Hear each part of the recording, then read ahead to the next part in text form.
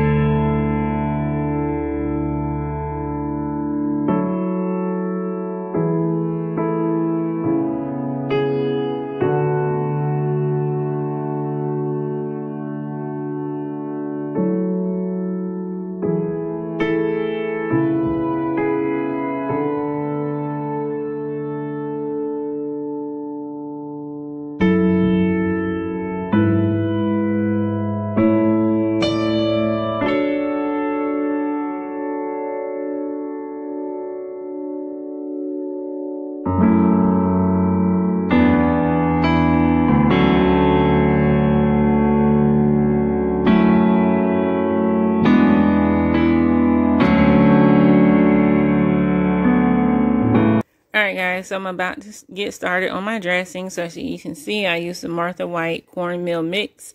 And I pretty much make it according to the bag. I put a little extra eggs in it, but I use buttermilk, the oil, and just mix it really good to the consistency that you like.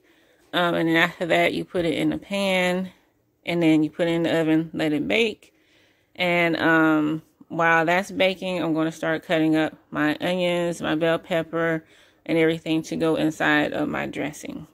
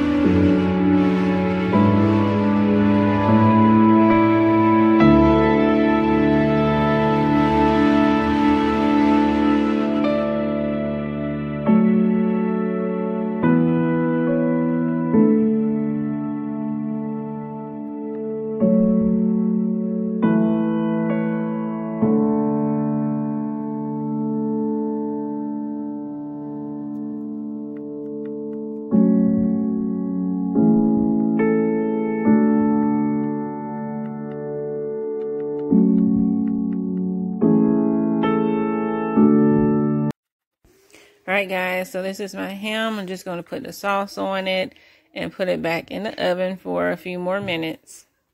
Now, here's my collard greens. They're looking good. Like I said, I have my ace bone in it. And that's all I put in it. It gives it a lot of flavor.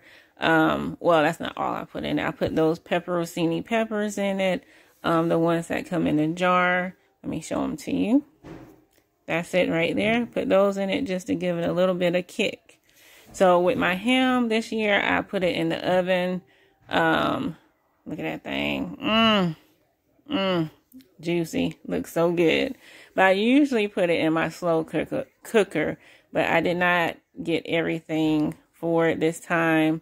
Like the pineapples, I packed brown sugar on it. So I'm going to do that this time so you guys can see how I make my ham in the slow cooker. But it looks good, juicy, so delicious. I can't even talk right because my mouth watering. But it's really good.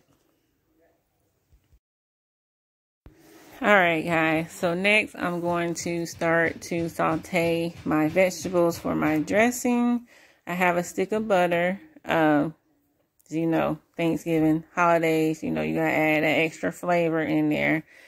So right here I only use half a stick, but once I put it into my dressing, I put a little bit more butter in there. So I'm just going to let that melt down and then add in my vegetables, my bell pepper, and my onion that I had cut up earlier just to saute it, make it a little soft, and throw it into my dressing. Alright guys, so next I got my cornbread, and usually what I try to do is cook my cornbread a few days before, but this day I got up early and just started putting everything on. So I'm just getting my cornbread and I'm crumbling it up into a big bowl. That way I can add all my ingredients in there. So let me know how you all make your dressing. I know everyone makes it differently. I know some people put meat in it. My husband from Louisiana, so they put like crawfish and just different kind of things in there. So let me know how you make it. So I have my cornbread crumbled up. I put a can of cream of celery, a can of cream of chicken, poultry seasoning. I got my vegetables right there, chicken broth. And you know, I eyeball stuff. I don't measure, so it's just the consistency that you like. You don't want it too watery. You don't want it too thick. So you just add in and mix it as you go. And you also taste it too, just to make sure it's, you know, you have enough seasoning, and make sure it's not too salty. You don't have enough salt, enough seasoning, you know, whatever. So just give it a good mix, and then you pour it into your baking dish and let it bake. And that's it. And as you can see, I put another can of cream of chicken in there because I want it a little bit thicker and creamier. I didn't want it as watery, so I was just adding as I go.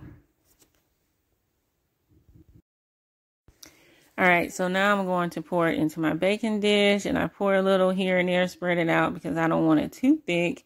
And once I get it the thickness that I like, I top it with paprika just to give it a nice little, you know, and that is how it looks after it is done baking.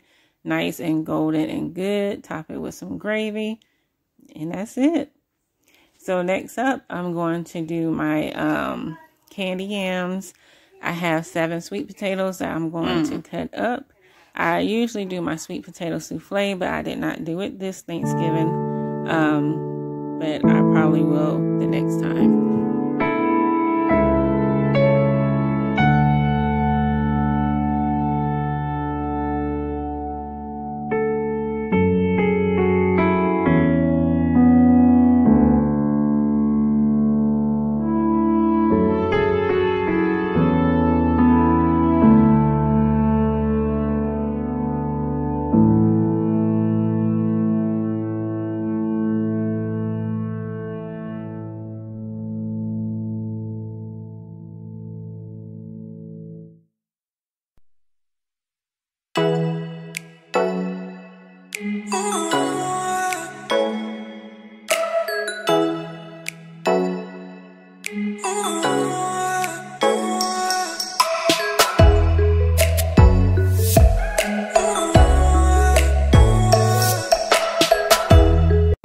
Alright guys, so I'm about to make the sauce for my candy yam. So I am doing a cup of sugar. I have my butter in there. I used about a stick of butter, about a teaspoon of nutmeg. Is that how you say it? Nutmeg. I say nutmeg, but I know some people nutmeg. I don't know. Nutmeg. Nutmeg. And so I have that. I have a little over 1/4 cup of brown sugar, a teaspoon of vanilla extract, and a little pinch of salt just to kind of balance everything. And that is it.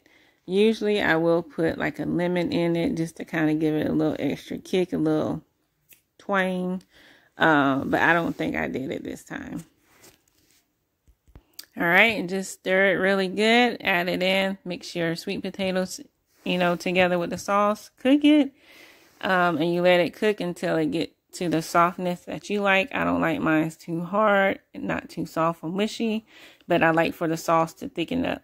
And when you finish, this is my finished Thanksgiving meal. I hope you all enjoy this video. If you make it, let me know how you like it. I'll see you next time. Happy Thanksgiving. Bye.